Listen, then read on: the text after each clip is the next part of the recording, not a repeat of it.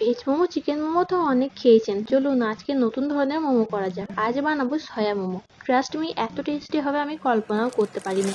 ফার্স্টে সয়াবিনগুলো উষ্ণ গরম জলে 2 মিনিট ভিজিয়ে রেখে দিতে হবে। সয়াবিনগুলো ফুলে এলেই হাতে করে ভালো করে চিপকে জলটা বের করে নিতে হবে। তারপর সয়াগুলোকে কিমা করে নিতে হবে।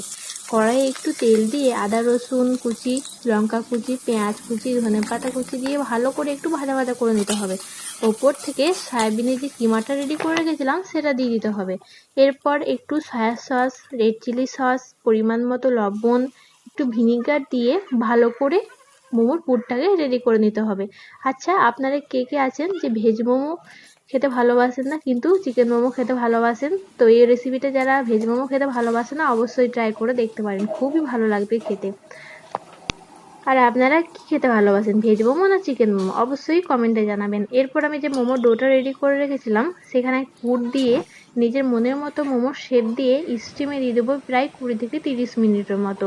তো এখানে একটা ছিদ্র জামের ওপর তেল লাগিয়ে আমি সব মোমোগুলো স্টিম করে নেবো প্রায় 20 থেকে 30 মিনিটের মতো, তাহলে কিন্তু রেডি হয়ে যাবে। ধনেপাতা দেওয়াতে খুবই সুন্দর লাগছে মোমোগুলো দেখতে। এরপর সার্ভ করে নেব, একটা সস দিয়ে হোক, রেড চিলি সস দিয়ে হোক সার্ভ করে নেব। তো কেমন লাগলো আমার এই রেসিপিটা অবশ্যই কমেন্টে জানাবেন। ভালো লাগলে একটা লাইক করে দেবেন, কমেন্ট করে দেবেন, বন্ধুদের সাথে শেয়ার করে দেবেন, চ্যানেলটাকে সাবস্ক্রাইব করে দেবেন। তো দেখা হচ্ছে নতুন কোনো রেসিপিতে। টাটা।